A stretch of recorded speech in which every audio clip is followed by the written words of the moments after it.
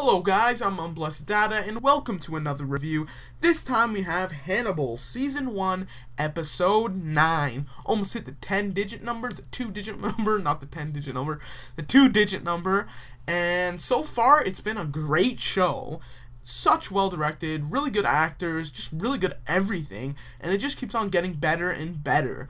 This episode, on the other hand, wasn't the greatest out of the 9 so far. It was kind of weak in my opinion, but still really, really good. I just kind of prefer other episodes over this one. But we actually did have a cameo in this episode by Lance Henriksen. I probably said his name wrong because I'm horrible at pronouncing names. So people can yell at me in the comments if you would like. Go ahead. You can pause the video right now and yell at me in the comments for pronouncing his name wrong. But anyway, he's in it. He's known for like the Alien movies and stuff like that. He's been in a bunch of like sci-fi stuff. So kind of cool to see him in it. He actually played the killer in this episode. Now, before I want to get right into this episode and, talk about it and everything, just want to let you guys know it will contain spoilers, so if you do not want to know what happened, go watch the episode and come back. But overall, this episode really didn't focus on like the killer of the week sense of the show. It was really focusing on Abigail, Will, and Hannibal and their kind of relationship and new obstacles and new things that come up with like in regards of this episode. Didn't really focus on like the killer of the week thing, but it was still a part of this episode. Just wasn't really like relevant. It wasn't really what's the right word? It wasn't really up front in this episode. It kind of took the back burner. But let's get right into this review. And right off the bat, we see Jack and Will in West Virginia, and they're on a beach, and it looks all nice, everything looks fine, but then you just see this tower of dead bodies, and it's basically all these parts of the bodies cut off, so like arms, legs, all stacked up on each other, and it's just this totem pole of dead bodies. And they look at the bodies, and they like basically find out that some of these bodies are like 10 years old, decades old, some just a couple, some very recent, and one of them is just killed, they predict, right on site. So they don't really know what's going on here. But around the totem pole, this like dead body totem pole, there's all these graves that are exposed. So, and these bodies came out of the grave, so they don't really know what's going on. And even like there's arms just sticking out of the totem pole. It looks disgusting. And this thing is huge. You'll see some pictures, like I'm sure there's pictures throughout this thing right now that you'll see that of this totem pole. But yeah, this thing's huge and just arms sticking out. It looks gross. After that, basically, Will just goes into his little killer mode, vroom, vroom little thing on the screen, and he puts himself into the killer's shoes. So at this moment, he sees all the pieces disassembled, and he's putting them on, and he's saying, "This is my monument." Basically, the last victim is still alive too, and he's like saying, "Oh, I want him to watch me work." And the victim, the last guy that's still alive, he stabs him in the heart, just one wound. He dies, and then he puts his head up on top of the totem pole. Really gross, but yeah, we can kind of see what happened now with Will's little, killer instinct kind of thing. And Will even says, like, as he's being the killer, saying, "This is my legacy. This is everything I've done. This is the end. This is my monument to everything I've done." So he's kind of saying, like, this is it. He's not going to kill again, but we still got to find this guy. And they don't even really know, like, okay, all these bodies, did he kill them? Or are these just graves here that just happened to be here and he dug them up? We don't know. So then Will flashes, like this flash goes by Will, and then just Will is in a completely different area. He's in front of Dr. Hannibal Lecter's little appointment area thing, and he's like, I don't know how I got here. And I guess Will's just kind of having flashes. He's not even sleepwalking at this point. He's just like blanking out and just like reappearing somewhere, almost like he's teleporting. And it's really getting him nervous. He doesn't know what's going on, and he's really concerned about his health, and he's talking to Lecter about it, like, I don't know how I got here, and like, what am I supposed to do? Like, should I get a brain scan? He's saying all this stuff. He's saying, like, even Hannibal says, "Well, why don't you quit if it's really affecting your life this much?" He says, "Well, I don't want to quit because I save lives, and I think that's important." And something interesting, Hannibal Lecter says, "I'm your friend." And last episode, Hannibal was kind of talking about, yeah, Will's my friend, and now he brings it out even more, saying, Will, you're my friend, but what about your life? You're saving other people's life, but what about your life? That's a good point. Should Will really be doing this? We don't know. And he's cracking and cracking further from the job. In this episode, it's really prevalent that yeah, it's really affecting him. And even the preview for the next episode, it looks like it's affecting him even more. So I don't know how it's going to end with this, but I'm sure there'll be something massive that's going to happen. Yeah, even another point that Hannibal brings up is like, you emphasize with the killer so much, you lose touch with yourself. And it's really true. So now we go back to Abigail, and yeah, this episode is mainly focused about Abigail. And Abigail kind of is talking to some people and stuff, and it looks like she's in like an AA meeting, like, anonymous meeting, and she's like talking to a group of people in a circle, saying, I hear my dad's voice whisper, I've killed girls and stuff like this, and she's saying all this stuff. Yeah, so it's just an AA meeting, so it's okay, whatever, nothing's wrong. But then all of a sudden, it turns into this kind of nightmare, and all the girls that her father killed are all there, like all decomposed and stuff, and even the guy that she killed, Nicholas, all there, and they're kind of saying, like, he should have killed you, and then I would still be alive. It's kind of taunting her almost, and it really is a nightmare. She's really afraid, and then she wakes up, and it actually was a nightmare. So after that, Will goes up to Jack and says, Jack kind of sees, like, something's bothering him, and he says, is there a problem, Will? Will says, no, I'm fine. So Will's kind of even reluctant to talk to other people about his problems and stuff. But Abigail bought a new house at this point because she doesn't want to live in the other one. Cannibal's written on the, the garage door. I wouldn't want to live there either. And she's basically talking to Freddie at this point, the reporter, blogger girl. And she's just saying, she's running low on money because everything that happened, she really doesn't have a lot of money to her name. So Freddie and Abigail are talking about writing a book and about her father and her experience, my dad was a killer, blah, blah, blah, and I would get enough money for it, blah, blah, blah, I need to do this, and basically the big point is that Abigail's really liking is, we can change what people think about you. So then after that, we go to the lab, the, like, forensic kind of lab that they have, that Will and Jack's little department thing have, and they bring all the bodies back, and they find out that the latest victim that was killed on site, his name is Joel Summers. So, Will's kind of saying, this guy must have been special to him some way. He saved him for the last spot. Something has to happen. Then they research all the other deaths of all the other bodies there. And it appears that all the deaths are regular deaths. Car crash, like some kind of monoxide poisoning. Like, it's nothing out of the ordinary. They're not murders. So then we go to a little part where Will is teaching, and he's teaching his little class there. And he's, like, talking about all these killings, about that look like normal deaths, but maybe they're actually not. And then Alana walks in, and basically no one's there. Will's kind of hallucinating again. He's not teaching anyone. But in his mind, he thought he was for a second. So, and again, that's kind of disturbing, and it's just promoting the idea again that Will is cracking down, and I don't think he can take it much longer. But then Alana comes in and talks about, like, what happened last episode. I'm not sure how I feel about you. I have feelings, but I don't want to, have an affair with you, blah, blah, blah. And basically the big point that she says is, you understand that, since you're unstable, until that changes, I'm only your friend. And that's a big point. And I think she's the only one that really understands Will's stress right now and what he's going through, and how he's kind of slowly going insane in himself, and I think she wants to help him but doesn't really know how. So then Lecter and Will go to see Abigail, and they tell her, don't write the book, and it's saying, like, it's a bad idea because we have to be a part of this too if you're going to write this book, and you're going to compromise your trust in me, and blah blah blah. And another point she brings up is Will's kind of stepping up and trying to take, like, responsibility for her, and kind of, Will and Hannibal basically say in this episode, like, we're her fathers now. And that's a big thing to say, but, Abigail's kind of reluctant to this because she even says, just because you killed my dad doesn't mean you can be him. That's a big thing to say, and I think Will took it the wrong way too, but we'll see.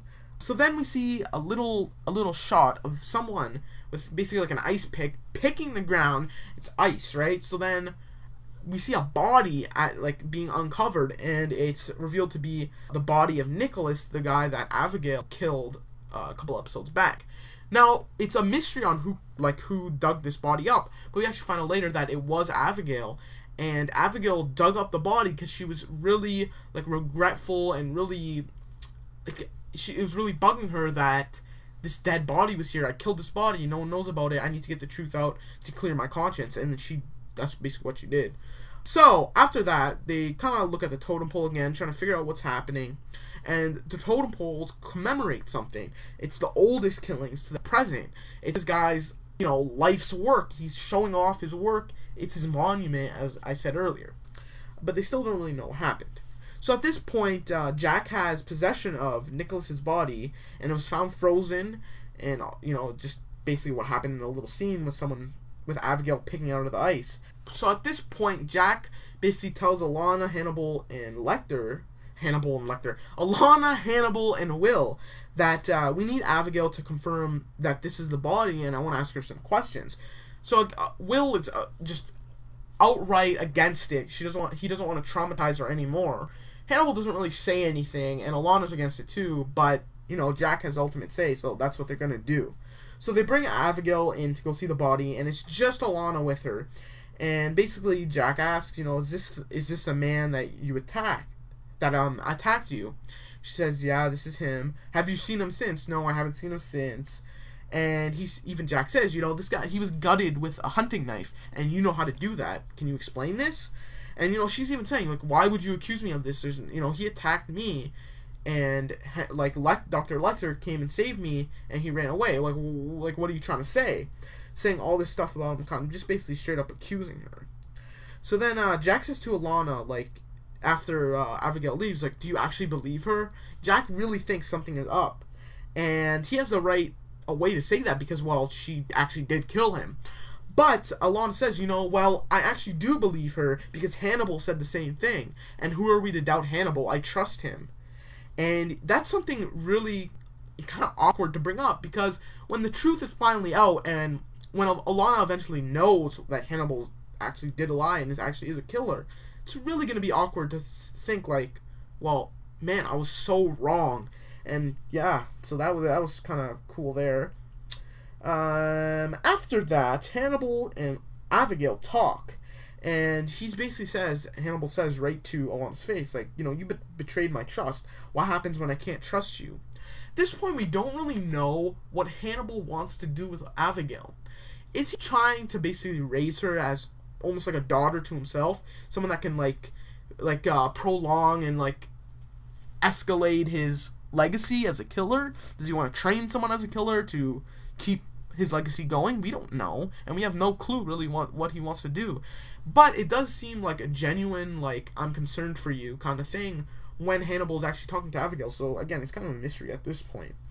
So then Jack and Will look more into this totem pole of bodies, and they do some DNA matching, and they find out the most recent one that was killed actually had a mother that was also killed in a car crash. Now, was that one a murder? They don't know, but they're suspecting that it actually is. So they actually find out that a man was questioned in the car crash, and they kind of want to go and see what he has to say now. So will that lead to anything? I guess we'll find out.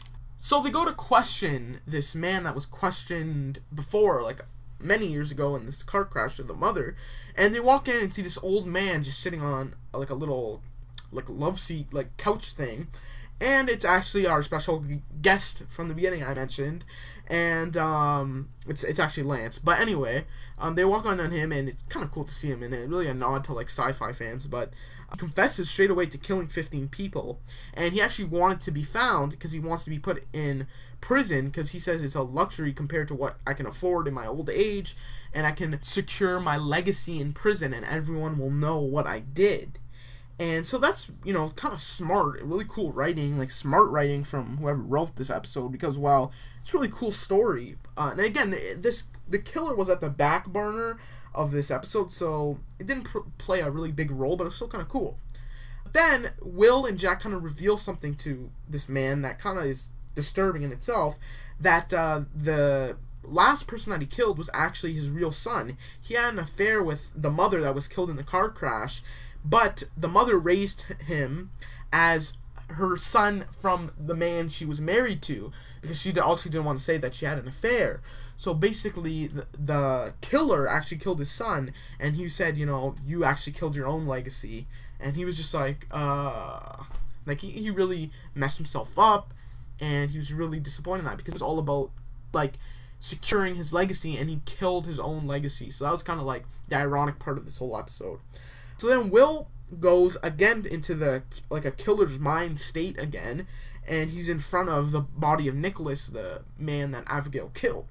And he actually sees Abigail killing him. So this is the first time we actually see him seeing the killer kill their victim. So that was kind of weird. Kind of felt out of place, but okay, whatever. But anyway, Will knows that Abigail killed Nicholas at this point.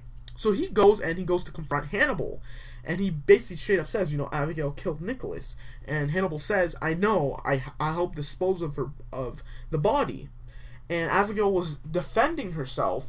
And what was I supposed to do? If this was released to the public, saying that she killed someone, it was just going to hurt her reputation it's just going to hurt her reputation even more. It was going to destroy her life. And he even says, like, Jack doesn't have to know. And if you go to Jack, you murder Abigail's future. It's funny that he says murder, too, because, Will's so, insane within the membrane right now about all the killings and stuff, and it's really eating at him that he uses murder as the word. It's kind of not in the right context, but it still works, just to kind of play with him even more. And, he in Hannibal right after that says, do I have to call my lawyer? And Will just shakes his head. And Hannibal puts his hand on his shoulder. Really weird moment, and just says, you did the right thing. Really, really intense moment there. Probably the best moment of this episode. And why didn't Will tell, Jack what actually happened? Well, he cares for Abigail too. Even this episode, they basically stated that, I'm your father now, Abigail, basically. And he just really doesn't want to destroy Abigail's future. And I think it's mostly because he feels bad because he killed her father. But again, I think it's still genuine that he actually cares for her. So after that, Lecter has Freddy and Abigail over for dinner, and Will's actually present there too. And basically, Freddy says right off the bat, I'm here to tell Abigail's story of the truth with this book. And again, they state that they care for Abigail, and they really do too.